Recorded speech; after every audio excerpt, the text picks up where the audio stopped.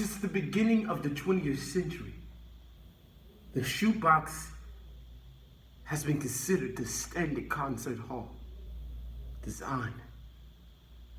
You see, by placing the orchestra directly in front, face to face with the audience. Nowadays, halls are designed in this horseshoe shape with curved walls that can reflect sound to reach ears from both sides. But older conductors still swear by sound traveling in one direction as the most sonically pleasing.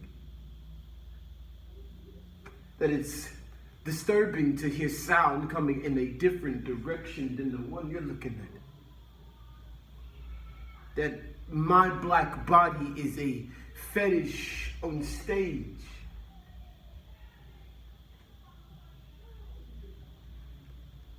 But an exile per off of it?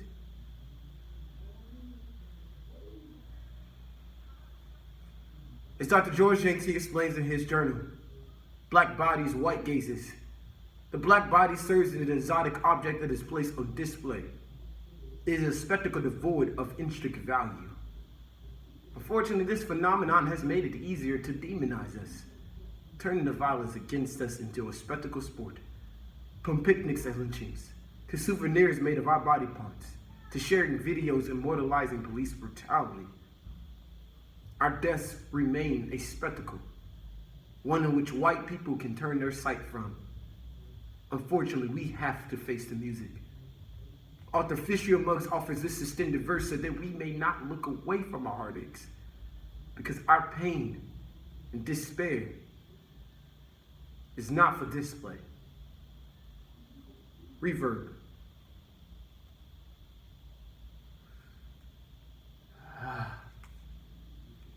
85% of sensory perceptions taken in through the eyes. While architects are designing and arranging the seating arrangement, they determine that a physical and intimate relationship is important between the audience and the orchestra. You see, the ability to see the face of the performance and the expression and emotion upon it can influence the way you perceive their performance.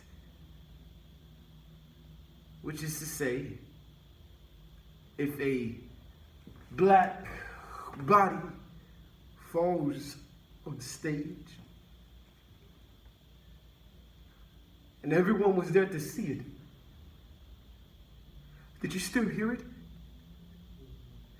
Which is to say, a black body is a born, sought out performance, and each day is spent trying to convince you that the skin and screams are coming from the same body. You see, in this small concert hall, sound reverberates for a period of time even after the source has stopped emitting sound. To have long reverberation is known as a live environment, but when sound dies out quickly, it is known as a dead environment, which is to say that this land is the most lived and dead environment at the same time, which is to say that my black body is only loud when it's dead. Because on a day of a large symphony, musicians are placed on this movable platform that can be adjusted to achieve the desirable sound balance, depending on how loud the instrument is. So something loud like a tuba or a Eric Gardner will be placed on the lower platform not to suck out the air. Ayanna Jones, 7 years old, violin would need to get your attention. You see, the ceiling skyline is made with 4 layers of glass. 4 feet of Sandra Bland's lungs in between the layers. To trap the sound inside the hall. To trap the sound of her slow, hissing aspirated cell hanging from being heard on the outside. So to have long reverberation in a live and dead environment, staging is just as critical as the environment. God, on the performance of 100, 60% is made with dead strings and placed front and center for the audience viewing pleasure. For they are the most quiet individuals and must be multiplied exponentially if they ever to make a note worth hearing. You see, because the best way to hear a Black Death is not seeing it at all. And the best way to kill a performance is choosing to hear it once and never again. God, during the performance, this conductor, he has the control to and the ability to tone a racist performance to a dead environment, or rising black crimes and blue lives matter into a live environment. And his favorite song to play is a Black Boy Symphony. Casino, 559 deaths in 2017 and still counting.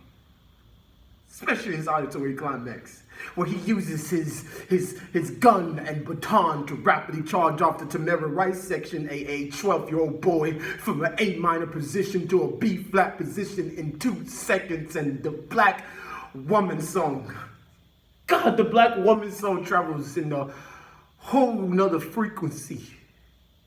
So sharp to statistic ears that the audience can actually hear Rikia Boyd's broken body and out-of-tune mouth. It's a build-up from a murmuring entrance to a garganto fortismo. So no, it is not dependent on the performance skill, but the acoustics, the environment, and the position of the audience is. You see, when Stonewall riots and the Kia Sonata gets drowned out by white noise frequency, so the voice, it's a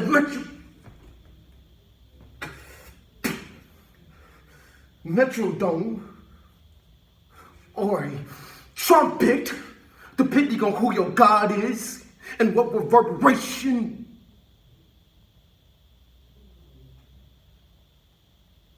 your body responds to.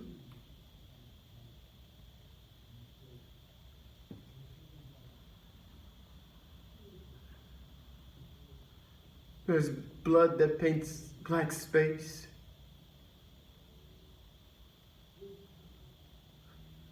There's a scream that bends into a low sigh. And there's silence eager to be filled with melody. For we are witness to the descending of a black body and a scream not occurred in the same breath, and the sight doesn't match the sound.